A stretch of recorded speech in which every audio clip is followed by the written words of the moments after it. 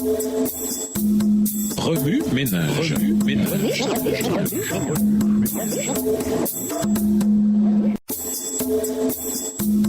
Remue ménage.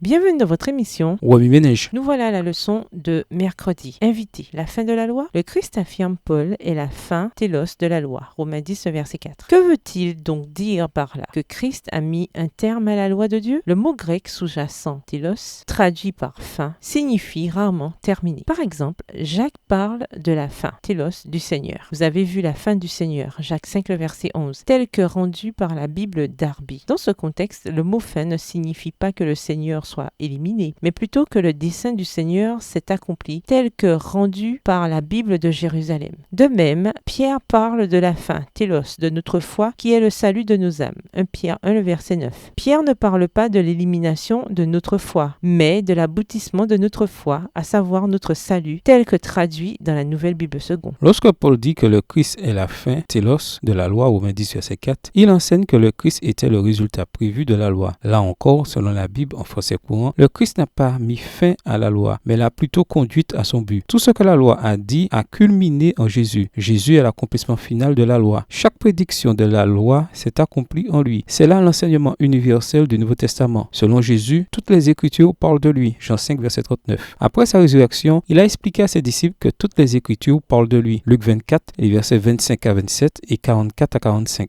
Jésus est le point culminant de tout ce que la loi a dit ou enseigné. La bonne nouvelle, c'est que grâce à la venue de Jésus, quiconque croit en lui est justifié. Romains 10, verset 4. Quelqu'un pourrait objecter et dire: l'Ancien Testament n'indique-t-il pas que c'est la personne qui obéit à la loi qui vivra? Romains 10, verset 5. Lévitique 18, le verset 5. C'est ce qu'il dit, effectivement, mais suivez bien l'argument de Paul. La loi désigne Jésus et la loi dit: observez donc mes lois et mes règles. Celui qui les met en pratique vivra par elles. Si la loi culmine en Jésus, alors observer la loi et vivre par elle doit être compris comme suit. Croyez en celui dont la loi parle et vous vivrez. Si vous croyez en Jésus, vous vivrez. La justice n'est pas dans le ciel et elle n'est pas enterrée dans un abîme. Romains 10, versets 6 à 8. Le message universel des Écritures est que le salut ne procède pas de quelque effort herculéen, mais de la foi en un Dieu qui sauve. Si de ta bouche tu affirmes devant tous que Jésus est le Seigneur, et si tu crois de tout ton cœur que Dieu l'a ramené d'entre les morts, tu seras sauvé. C'est par le cœur, en effet, que l'on croit. Et Dieu rend juste celui qui croit. C'est par la bouche qu'on affirme et Dieu sauve qui fait ainsi. Romains 10, versets 9 et 10. Remue ménage. Où voyez-vous Jésus dans Romains 9 à 11? Que pouvez-vous dire à ceux qui pensent que le salut est difficile d'accès? Que vous dit Jésus par ce texte? En quoi voyez-vous Jésus différemment ou le voyez-vous de nouveau? Comment réagissez-vous en voyant Jésus de cette manière? Au revoir. Et à demain si Dieu veut.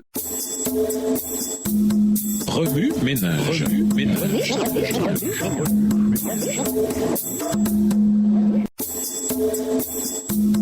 Remue ménage.